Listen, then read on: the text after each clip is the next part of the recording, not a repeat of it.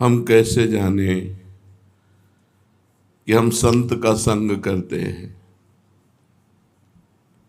संत संग हो रहा है हमारा, हम कैसे जाने। जिनके दर्शन से, जिनके पास रहने से,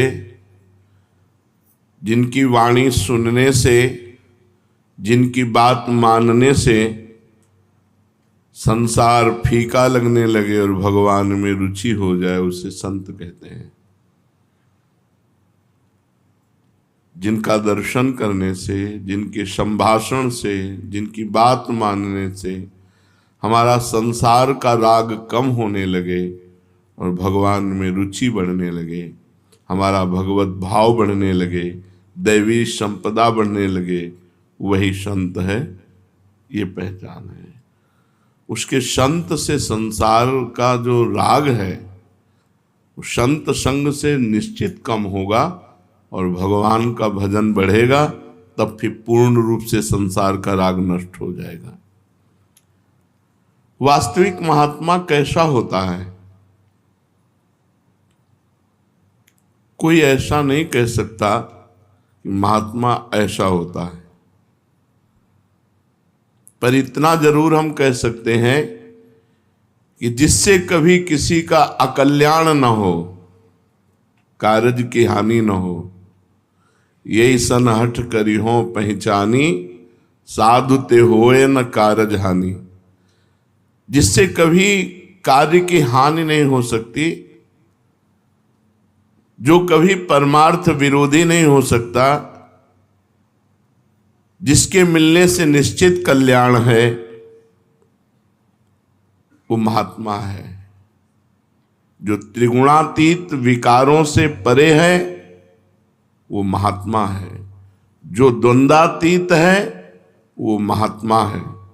जो चराचर जगत में अपने भगवान को देखता है वो महात्मा है। जो नित्य आत्मा में स्थित है वो महात्मा है। जिसके दर्शन, स्पर्श, संभाषण से अमृत पद की प्राप्ति हो जाए वो महात्मा है। अगर हम संत महापुरुषों की पहचान करना चाहें तो किन लक्षणों से पहचानें? कोई पहचान नहीं। बाहरी बहुत से ऐसे आचरण संतों के होते हैं जिनसे आप ये मानना भी नहीं चाहेंगे कि ये संत हैं और बहुत उच्च कोटि के संत हैं। ऐसे संतों के बाहरी लक्षण देखें जिनसे आप पहचान नहीं सकते। हमारी बुद्धि का मापदंड प्रकृतिजन्य है, हमारी बुद्धि प्राकृतिक है। वो त्रिगुणातीत अप्राकृत महापुरुषों की पहचान कैसे कर सकती है? जैसे कबाड़ के तौलने वाले से सोना चांदी नहीं तौला जाता, उसका अलग तराजू होता है। ऐसे एक कबाड़ी बुद्धि महात्माओं को कैसे तौल सकती है कि कौन महापुरुष है, कौन कुपुरुष है? पर इतना जरूर हम कहते हैं कि सच्चे महापुरुष का यदि अनजाने में भी संग हो जाए तो निश्चित उसे भगवत प्राप्ति होगी। देवर्षि नारद जी ने कहा, महासंगस्तु दुर्लभ हो। महापुरुषों का संग दुर्लभ है, पर अगम्यों, उनका निर्वाह कर पाना कठिन है। अगर निर्वाह कर ले गए तो अमोघस्य, निश्चित भगवत प्राप्ति हो जाएगी। भगवान के साधन राज्य में दो ही ऐसे हैं जो बिना भाव के आपका परम कल्याण कर देंगे। एक तो भगवान नाम महाराज और दूसरे संत महाराज। तुम्हारा भाव बने न बने, उनकी बात मान लो, उनके घेरे में बने रहो। दो ही ऐसे हैं जो बिना भाव के भी तुम्हें परम पद दे देंगे। एक तो नाम महाराज, भगवान का नाम, और दूसरा संत महाराज। संत कृपा करें तो घोर पापी को भी महात्मा बना दें, और बना दिया। बहुत से ऐसे प्रसंग हैं। सच्चे संत मिल जाएं जो भगवान में रमण करते हैं, तो जैसे लोहा का भाव हो या ना हो, पारस मणि छू जाए तो सोना बन ही जाएगा, ऐसे हमारे भाव हो या ना हो, संत मिल जाएं तो हमारे अंदर के दुर्गुणों का नाश हो ही जाएगा और हम स्वर्ण की भांति चमकने लगेंगे, सद्गुण संपन्न हो जाएंगे। तो सच्चे संत कैसे मिले, क्या करें जिससे हमें सच्चे संत मिले और उनसे हमारा कल्याण हो? तो देखो, सच्चे संतों की जमात नहीं होती, भीड़। सच्चे संतों की जमात नहीं होती, तथापि आपकी प्रबल श्रद्धा और उत्कंठा हो कि मुझे सच्चे संत मिले, तो भगवान आप पर कृपा करें पहले, फिर आपको सच्चे संत मिलेंगे। जब द्रवहि दीन दयालु राघो तो साधु संगति पाइए। संतों का संग ऐसे नहीं है।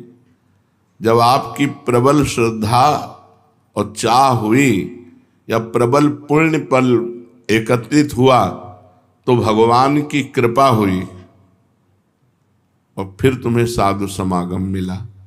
सच्चे संत भगवान की कृपा से मिलते हैं। संत मिलन की तीव्र आकांक्षा करो, भगवान से पुकारो कि आप सच्चे संत का हमें संग दे दो। संत मिलन के लिए भगवान से प्रार्थना करो, आराधना करो। जब भगवत कृपा हो जाएगी, या तुम्हें वहां पहुंचा दिया जाएगा या वो संत तुम्हारे पास स्वयं आ जाएंगे और तुम्हारा परम कल्याण हो जाएगा। संत मिलन का मतलब है परम कल्याण हो जाना। अब निश्चित भगवत प्राप्ति हो जाएगी, क्योंकि अब मुझ भाव भरोस हनुमंता, बिनु हरि कृपा मिले नहीं संता, जो प्रभु मोहि अनुग्रह कीन्हा, तो तुम आय दरसठ दीना। अब निश्चित भगवत प्राप्ति होनी है, क्योंकि संत समागम मिल गया। सच्चे महात्मा का दर्शन, स्पर्श, श्रवण, उनके समीप कुछ क्षण निवास करना, बैठना, उनका एकांत में स्मरण करना, अमोघस्य निश्चित भगवत प्राप्ति करा देगा। संत दर्शन, संत संभाषण, संत सहवास, संत स्मरण एकांत में निश्चित भगवत प्राप्ति करा देगा। ना पहचानने पर भी केवल दर्शन के फल स्वरूप से मनुष्य के सारे पाप नष्ट हो जाते हैं। संत दरस जिम पातक टरई। आप जानते नहीं सच्चे महापुरुष, लेकिन देख लिया तो उनके देखने मात्र से आपके पाप नष्ट हो जाएंगे, अज्ञान का नाश हो जाएगा और भगवत प्राप्ति का राह, जो भगवत प्राप्ति का मार्ग है, वो पुष्ट होने लगेगा अनजाने में। और कहीं जानकर श्रद्धा पूर्वक तब तो क्या कहना है। तो आप बताइए, क्या संत दर्शन का फल है पाप नष्ट हो जाना? संत दर्शन का फल है संत बन जाना। सही माने में संत दर्शन का फल है संत बन जाना। बाहर से भले संत न बने, लेकिन अंदर से वो संत बन जाता है। अनजाने में यदि किसी को संत समागम मिल जाए तो संत के प्रभाव से उसके पाप नष्ट हो जाएंगे, अवगुण नष्ट हो जाएंगे और उनमें संतों के गुण प्रकाशित हो जाएंगे। संतों के गुण प्रकाशित हो जाएंगे। संत के अंदर जो भागवतिक परमाणु होते हैं, वो दर्शन करने वाले, स्पर्श करने वाले, संभाषण करने वाले, जो संत से बातचीत कर ले तो उसके भजन का उस दिन का छठा हिस्सा उसे मिल जाता है, बातचीत करने वाले को।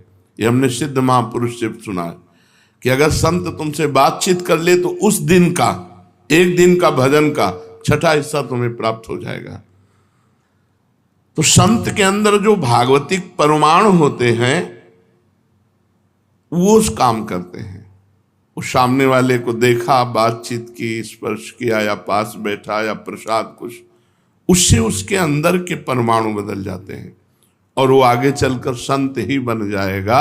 भेष भले न रखे, उसकी स्थिति साधुतामयी होगी, उसका स्वभाव संतमय होगा। लोग कहते हैं कि संतों की चरण धूल सिर पर लगाओ, ये क्या है, इसका क्या महात्मा है? संत की चरण धूल सिर चढ़ाने की तो बात रही दूर, यदि उनके चरणों का चिंतन कर लो तो तुम्हारा कल्याण हो जाएगा। फिर उनके चरणों की स्पर्श की हुई यदि धूल माथे पे चढ़ गई तो तुम्हारा प्रारब्ध बदल जाएगा, भाग्य बदल जाएगा, अंतःकरण शुद्ध हो जाएगा और निश्चित तुम भगवत प्राप्ति के अधिकारी बन जाओगे यदि संत चरण धूल सर पर धारण करोगे। रहुगण को यही उपदेश किया जड़ भरत जी ने कि न तपस्या से, न वेदाध्ययन से, न यज्ञों से, न सूर्य चंद्र की उपासना से, न गृहस्थ धर्म के पालन से, ये जो मैं उपदेश कर रहा हूं ये केवल महापुरुषों की चरण धूलि से जागृत होता है। रहो गणित तत्तपसा न याद न चेज्या न निरूपणाद गृहाद्वा न छंदसा नैव जलाग्न सूर्यो बिना महात्पाद रजोभिषेकम। संत चरण धूलि अंतःकरण को शुद्ध करके भगवत साक्षात्कार करा देती है। और फिर श्री जी की चरण धूलि जो रज शिव सनकादि की आचत सूरज शीश चढ़ाओ, इसीलिए कहते हैं वृंदावन की रज माथे पे लगाओ, पूरे शरीर पे अभिषेक करो, लोटो इस रज में, तुम्हारे भाग्य बदल जाएंगे, तुम्हारा मंगल हो जाएगा। संतों की वाणी की बड़ी महिमा है, इसका क्या प्रभाव है? संत वाणी सीधा परिवर्तन करती है, सीधा सुना और परिवर्तन होने लगा, देखा बाद में, मिले बाद में, वर्षों पहले गलत आदतें छूट गई, गंदी बातें छूट गई, आप में अच्छी बातें आ गई, बाद में संत से मिले। वाणी का सीधा स्पर्श हृदय में और परिवर्तन, ये संत वाणी का प्रभाव है। जो जितना पहुंचा हुआ उतनी जोर की वाणी काम करेगी, सुनते ही हमारा हृदय परिवर्तित हो जाएगा। अगर कहीं हम उनको देख सकें, सामने बैठकर उपदेश सुन सकें और उसका मनन कर सके तो कहना ही है क्या है। लेकिन केवल अगर हमने सुन भी लिया है तो उसका फल होगा दुर्गुणों का नाश और सद्गुणों का प्रकाश। संत वाणी अमोघ है। आज तक किसी का भी कल्याण हुआ है तो संत वाणी से हुआ है। मति कीरति गति भूति भलाई, जब जेहि जतन जहां जे पाई, सो जानो सत्संग प्रभाऊ, लोकहु वेद न आनो पाऊ। अगर किसी की मति गति कीरति सब विशुद्ध हुई है तो संत वाणी से हुई है। सत्संग क्या है? जिन भोगों से हमारा अंतःकरण मलिन हुआ, दुष्ट विचार हमारे हृदय में आते थे, उससे हमारा अंतःकरण मलिन हुआ। सत्संग की पहचान है कि तुम्हारा मलिन करने वाला अंतःकरण के जो भोग हैं और जो दुष्ट विचार हैं उनका नाश हो जाए तो आपका सत्संग हुआ, नहीं तो बत्संग है। सत्संग नहीं हुआ वो बत्संग है, वो केवल बातें हैं। जिस वाणी के श्रवण से अंतःकरण मलिन करने वाले जो विषय भोग हैं, गंदे भोग हैं, उनका त्याग हो जाए, दुष्ट विचारों का त्याग हो जाए तो जानो सत्संग हुआ है। अगर ये नहीं तो फिर सत्संग नहीं हुआ। विषय और भगवान, एक तरफ भगवान एक तरफ विषय। माया का प्रभाव, भगवान का विस्मरण, विषय का स्मरण। सत्संग का प्रभाव विषयों का विस्मरण और भगवान का स्मरण। हमारा प्रभु के साथ सत संबंध है, उसी में स्थित हो जाना सत्संग है। मैं भगवान का, भगवान मेरे। सत्संग का फल क्या है? अंतःकरण को बिगाड़ने वाले भोगों का त्याग, दुष्ट विचारों का त्याग और भगवान से अपनापन हो जाना। मैं भगवान का, भगवान मेरे। सत्संग का स्वरूप क्या है? इसके दो स्वरूप हैं। एक जो अंतःकरण की शुद्धि में कारण बनकर मोक्ष की प्राप्ति में साधन रूप होता है, ये उपदेश से होता है। एक सत्संग हुआ, उपदेश, उपदेश दे दिया, अब उसको अपने आचरण में उतारो और उतार कर भगवत प्राप्ति करो। और एक होता है संत संग, वो हुआ सत्संग उपदेश का। अब एक होता है संत संग, जैसे बच्चा माँ के पास रहता है, उसको उपदेश से मतलब नहीं है, वो केवल माँ को देखता है, माँ के पवाए पाता है, माँ के सुलाए सोता है, माँ के जगाए जगता है। माँ की तरह किसी संत के भरोसे आश्रय में जो पल रहे हैं, इनको किसी साधन पक्ष को लेकर के मोक्ष पदवी नहीं है, ये संग के प्रभाव से वहां पहुंच जाएंगे। दो प्रकार का सत्संग, एक वाणी के द्वारा उपदेश दे करके अंतःकरण को शुद्ध बनाकर मोक्ष पदवी प्रदान करना, और एक समीपता, आठों पहर वो संत की आज्ञा में उनके समीप, उनके बच्चे की तरह, उनको साधना से कोई मतलब नहीं, उनको जो आज्ञा हुई बस वही कर रहे हैं, उनके समीप हैं। ये साधन पक्ष के नहीं, ये शरणागत पक्ष के हैं। ये स्वाभाविक भगवत प्राप्ति हो जाएगी। जैसे पिता की संपत्ति पर पुत्र का अधिकार, ऐसे स्वाभाविक हो जाता है। दूसरे की विशेष महिमा है, इनमें पहले की अपेक्षा दूसरे की विशेष महिमा है। उपदेश सुनकर और उसके अनुसार चलकर मोक्ष पदवी प्राप्त करना, और अपने को सर्वतोभावेन किसी संत के हाथ बेच देना, अधीन हो जाना। तो कह रहे पहले की अपेक्षा दूसरा विशेष है, किसी संत के अधीन हो जाना। ये बहुत बड़ी बात है। सत्संग अगर ना मिले तो क्या करें? बड़े सौभाग्यशाली हैं जिनको सत्संग मिलता है। सुतदारा धन लक्ष्मी पापियों के घर होए, संत समागम हरि कथा तुलसी दुर्लभ। ये साधारण बात नहीं जो बैठ करके आप भगवत चर्चा सुनते हैं। ये बड़े अहोभाग्य, भगवान की बड़ी कृपा की रोज हमें भगवत चर्चा कथन श्रवण का सौभाग्य मिलता है। यदि सत्संग ना मिले तो क्या करें? बड़ा संभव समस्या आ गई। अब भगवान नाम के बिना जीवन अधूरा है, भजन ही है, और भजन न हो संग बिनु, और भजन बिना नहीं प्रेम, भजन बिना प्रेम नहीं, और साधु संग के बिना भजन नहीं। तो ग्रंथों का आश्रय ले। दूसरा उपाय है कि जैसे हम भागवत पढ़ रहे तो व्यास देव जी, सुखदेव जी, इनका संग कर रहे हैं।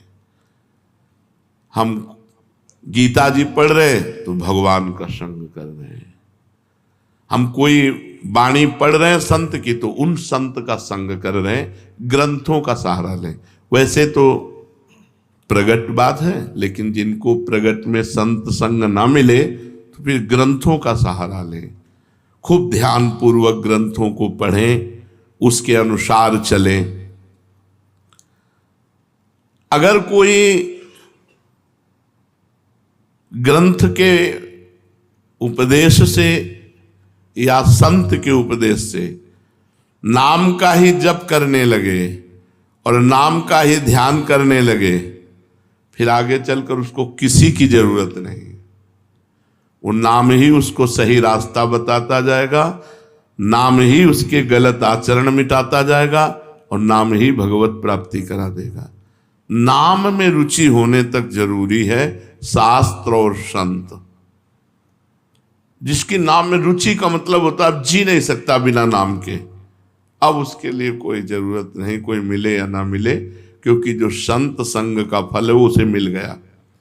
सब साधन कर यह फल सुंदर, प्रभुपद पंकज प्रीति निरंतर। निरंतर भगवान में स्थिति है चिंतन के द्वारा, तो अब वो खुद महापुरुष हो गया है। अब उसे किसी मार्गदर्शक की आवश्यकता नहीं, क्योंकि नाम भगवान विराजमान है उसके हृदय में। कुसंग क्या है? जिस व्यक्ति के संग से नाम छूट जाए, बुरे आचरण अच्छे लगने लगे, बुरे आचरणों में प्रवृत्ति होने लगे, भगवान का भजन छूट जाए, वो व्यक्ति, वो वातावरण, वो परिस्थिति, वो वस्तु, वो विचार, इन सबको त्याग दे। जिस व्यक्ति वातावरण, परिस्थिति, वस्तु, विचार के संग से भगवान का चिंतन छूट जाए, बुराई अच्छी लगने लगे, उसी का नाम कुसंग है। जाके संग कुमति मति उपजय, करत भजन में भंग, तजोरे मन हरि विमुखन को संग। दो बातें बताई, कुमति मति उपजय बुरे भाव, और भजन का भंग हो जाना। जो अभंग भजन चाहिए निरंतर, वो रुक जाना। भजन छूट गया और गंदे विचार आ गए, किसी वस्तु के खाने से या किसी वातावरण से या किसी व्यक्ति से या किसी परिस्थिति से, वो सब कुसंग है। वो व्यक्ति, वस्तु, परिस्थिति, विचार, वो सब कुसंग है जिसके संग से भजन छूट जाए और भोग अच्छे लगने लगे। भगवान की ओर से चित्त वृत्ति हटे जिसके संग से, भोग विषयों में रुचि बढ़े जिसके संग से, वो कुसंग है। यही पहचान है कुसंग की पहचान है। भोगों में रुचि बढ़े और भगवान से चित्त वृत्ति हटे, कुसंग हो गया। चाहे वो वस्तु का हो, चाहे व्यक्ति का हो, चाहे पदार्थ का हो, चाहे परिस्थिति का हो।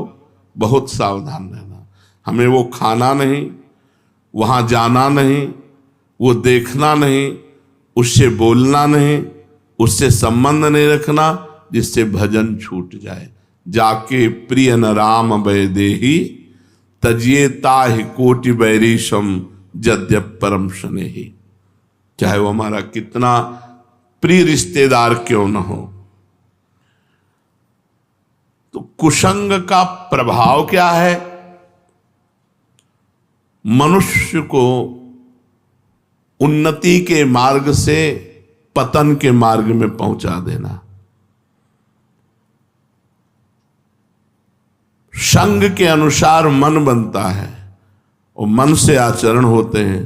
तो जब कुसंग होता है तो मन गंदा हो जाता है, फिर मन गंदे विचार प्रकट करता है, फिर गंदे आचरण बनते हैं, दुर्गति हो जाती है। कुसंग का सीधा फल है दुर्गति। इसलिए मनुष्य को कभी नीच का संग नहीं करना चाहिए। नीच माने पतन मार्ग वाले। जो पतित गंदी बातें करे, प्रपंच की बातें करे, भोग की बातें करे, भगवान से विमुख होने की बात करे, वो चाहे कोई भी हो, दूर से ही उसका संग त्याग कर देना चाहिए। साधु और असाधु में अंतर क्या है? बहुत बड़ा अंतर है। असाधु के संग से मोह बढ़ेगा और साधु के संग से ज्ञान बढ़ेगा।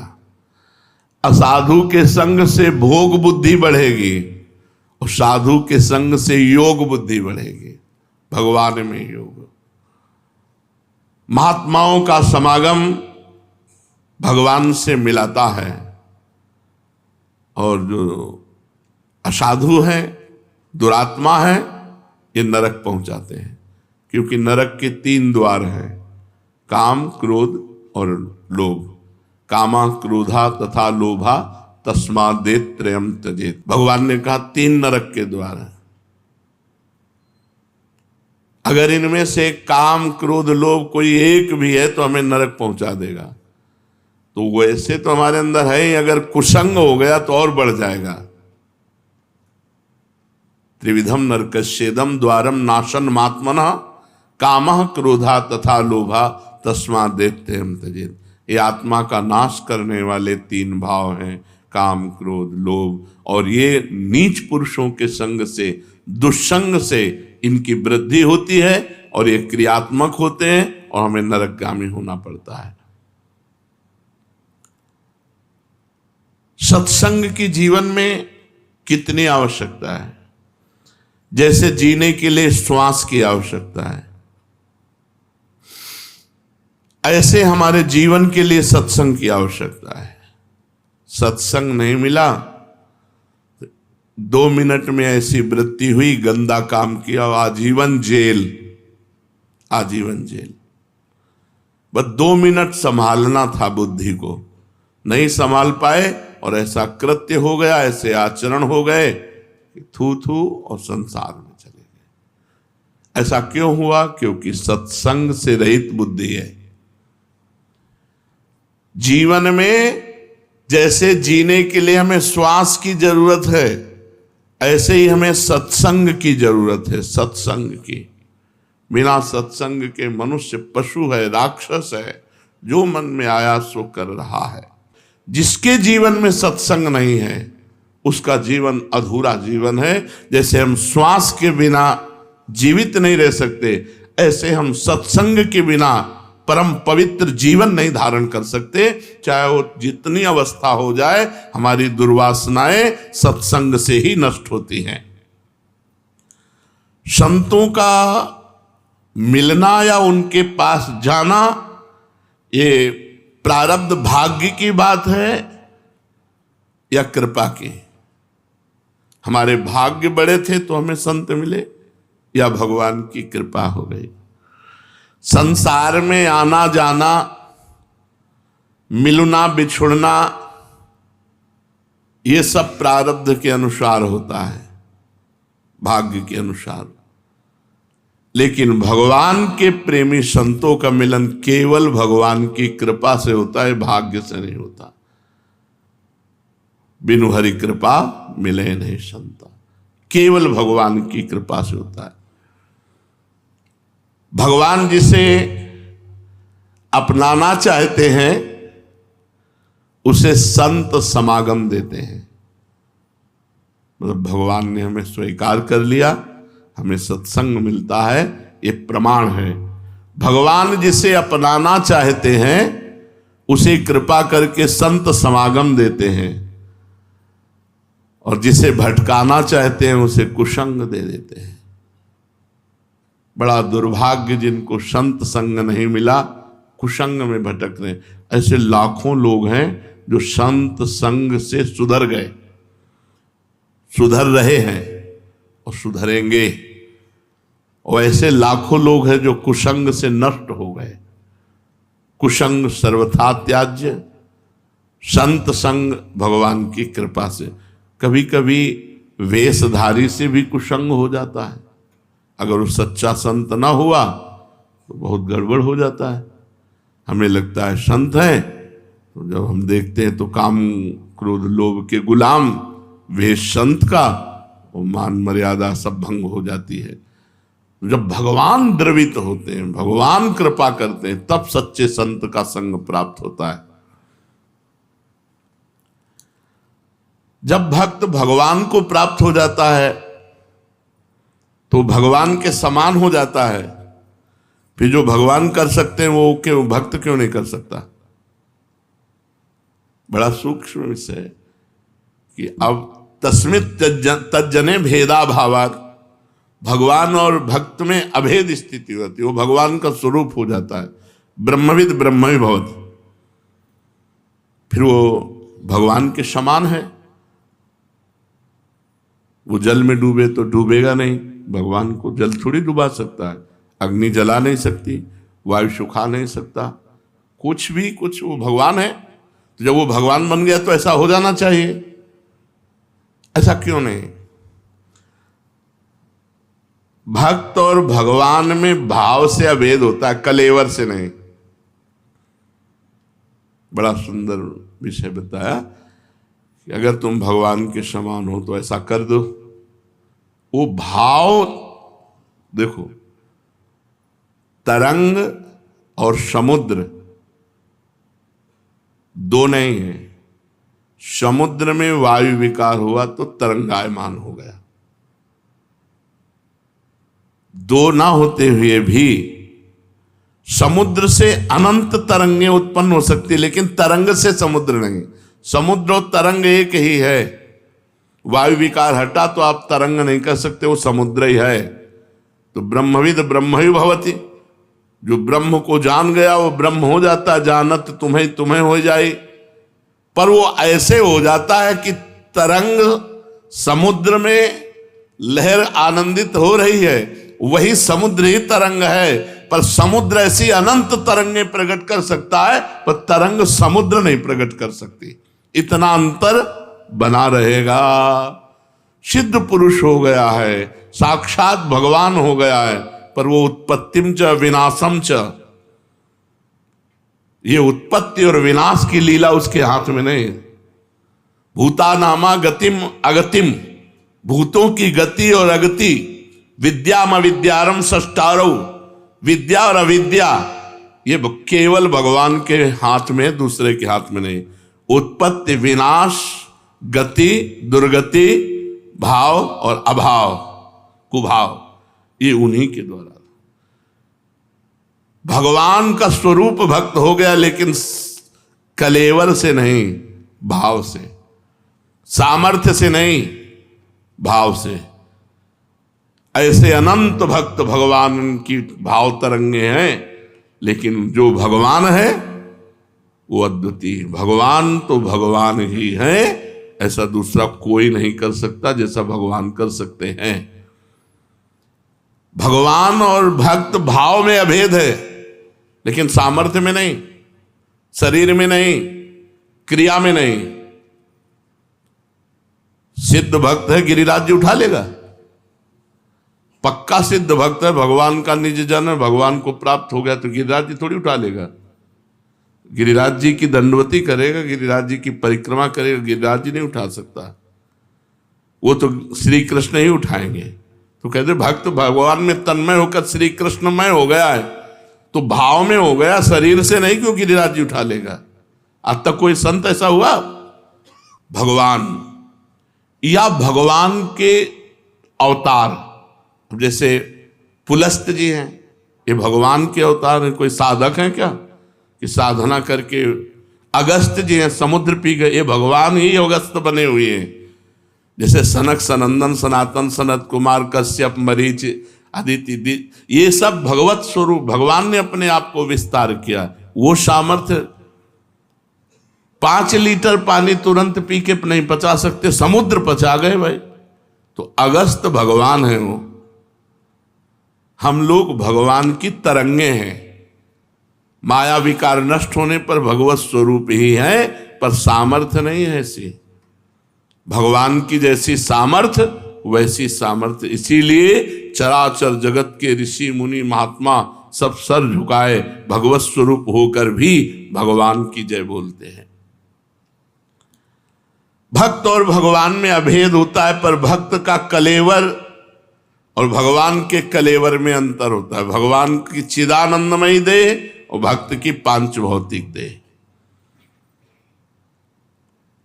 भक्त की भाषा और भगवान की भाषा में अंतर होगा।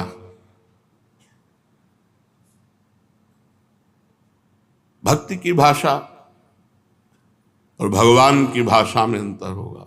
भक्त के शरीर और भगवान के शरीर में अंतर होगा, और भक्त के कार्य क्षेत्र और भगवान के कार्य क्षेत्र में अंतर होगा।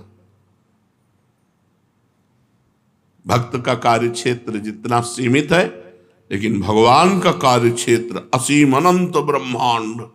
एक रोमकूप में करोड़ करोड़ ब्रह्मांड ऐसे लगे हुए जैसे गूलर के फल में। गूलर के पेड़ में जैसे फल लगे होते छोटे छोटे छोटे, ऐसे दिखरावा माते तीन अद्भुत रूप प्रचंड, रोम रोम प्रति लागे कोटि कोटि ब्रह्मांड। भगवान की चलो दिन खत्म हो जाए, रात्रि हो जाए, है कोई ऐसा नहीं है। भगवान के विधान को टाल सके ऐसा कोई नहीं। भगवान का अवतार होता है और संत का जन्म होता है।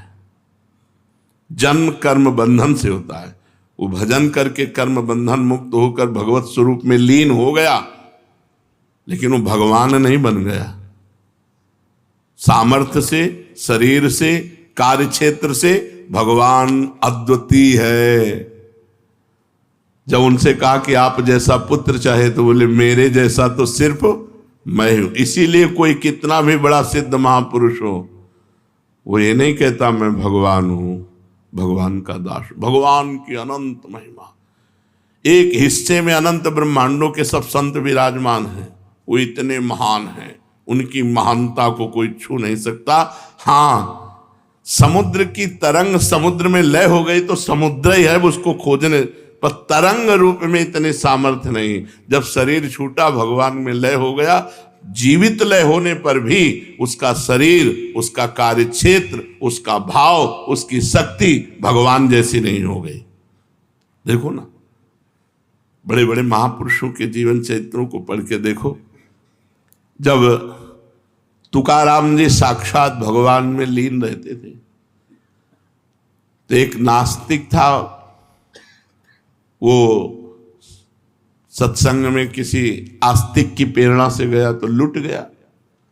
तुकाराम जी का रूप देख के, उनका कीर्तन, उनका। अब जब संत संग होगा तो फिर काम आदि की चेष्टाओं पर शासन हो जाता है, तो पत्नी से बात न करे।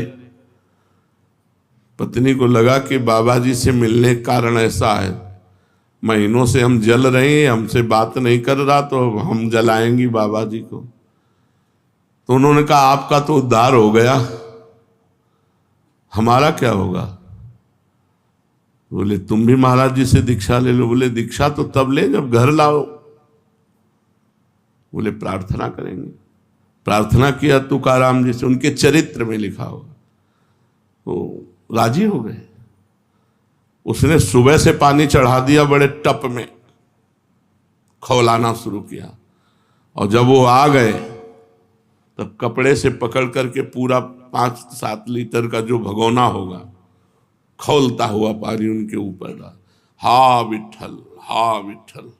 बहुत ताप, उन्होंने महाराष्ट्र भाषा में, बहुत ताप है, मैं जल रहा हूं विठल, अपार क्लेश हो रहा है, मुझे इस क्लेश से बचाओ। ऐसे शब्दों का शरीर।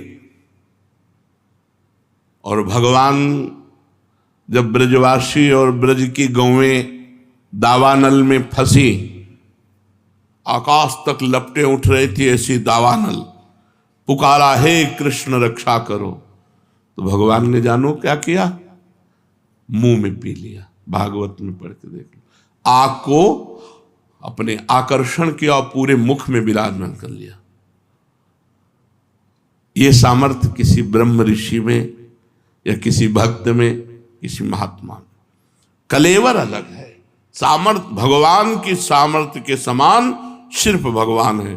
जैसे कहा जाता है तत्त्वमसि, तुम ही वही ब्रह्म हो, तो तुम वो नहीं कर सकते जो भगवान कर सकते हैं।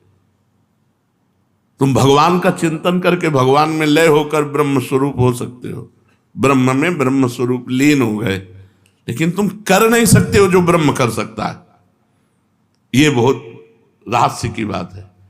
भगवान का भजन करके भगवान में लीन हो सकते हो, लेकिन तुम भगवान बन के मनमानी भगवान नहीं कर, जो कर गए वो तुम नहीं कर। फिर गिरिराज जी उठाना पड़ेगा, फिर कालिया का विष पीना पड़ेगा उनकी महिमा को। तो इसीलिए यहां बहुत कार्य क्षेत्र भक्त का ही रहेगा, भगवान का कार्य क्षेत्र नहीं हो सकता। उत्पत्तिम च विनाशम च भूतानामा गतिम गतिम वेद विद्याम अविद्यारम खष्टारो भगवानेति।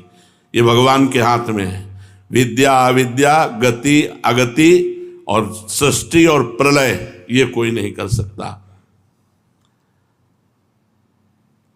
तो हम किसी व्यक्ति को भगवान मानकर पूजते हैं, तो क्या उचित है?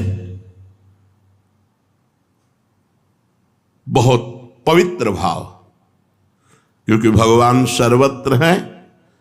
अगर किसी व्यक्ति को आप भगवत स्थान में भाव करके पूजते हैं कि भगवान हैं अंदर विराजमान, तो बढ़िया भाव है। लेकिन हाड़ मांस का शरीर भगवान नहीं है, बस ध्यान रखना, क्योंकि फिर कुछ गलतियां शुरू हो जाएंगी। जो हाड़ मांस का गंदा शरीर है, इसमें भावना की जा सकती कि इसमें भगवान विराजमान, लेकिन ये साक्षात भगवान है नहीं। ये मरेगा शरीर, ये जलेगा शरीर, उनमें भगवान विराजमान है। सच्चिदानंद भगवान सबके हृदय में विराजमान है। आप भाव कर सकते, लेकिन अगर वो अपने को भगवान मानता है, बड़ी भूल करता है। भगवान जो शक्तिमान है, उनकी बराबरी कोई कर ही नहीं सकता। वो दंभी होगा, जो पाखंडी होगा, जो अपने को भगवान कह के पुजवाए रहा है। आप भगवान मान करके पूछ सकते हो, आपका भाव है, लेकिन जिसको पूज रहे हो वो भगवान कभी नहीं हो सकता, अपने को नहीं मान सकता। वो भगवान का दास ही मानेगा, क्योंकि भगवान जैसे सिर्फ भगवान है, दूसरा कोई नहीं। हम भाव करके तो ईंट पत्थर में भी भगवान की पूजा कर सकते हैं, भाव करके पशु पक्षी में भी कर सकते हैं, लेकिन वो साक्षात भगवान नहीं है। वो कुत्ते का शरीर है और उसके अंदर जो पावर है, बिजली है, वो भगवान है। तो बाहरी शरीरों से संबंध न रखे। ये हाड़ मांस के शरीर नष्ट होने वाले हैं। जो बाहरी शरीरों से संबंध रखता है पाखंडी है, वो दम्भ ही है। तत्व भगवान है, और भगवान जैसे सिर्फ भगवान है, दूसरा कोई भगवान जैसा हो ही नहीं सकता। एक वो पौंड्रक वासुदेव की कथा आती है कि वो अपने को द्वारिकाधीश जैसा पूरा सजाए रहता था, और स्याही आई पोत के, लकड़ी के, सुदर्शन चक्र, सब ऐसे पूरा। ये उसे वासुदेव की गति प्राप्त हुई, वो भगवान के सारूप्य मोक्ष को प्राप्त हुआ। लेकिन भगवान ने प्रगट में तो दंड दिया ना, तू भगवान नहीं, मैं भगवान हूं, ले सुदर्शन चक्र। भगवान ने सुदर्शन चक्र से, यहां ये बात कह रहे हैं कि आप कहीं भी भगवत भाव कर सकते हैं, क्योंकि भगवान सर्वत्र हैं। लेकिन कोई अपने को भगवान मान करके पूजाए कि मैं भगवान हूं, मैं तो सिर्फ भगवान भगवान है, दूसरा कोई भगवान नहीं हो सकता। इतनी सामर्थ्य किसी में नहीं है जो भगवान में है। अनंत सामर्थ्य भगवान में विराजमान।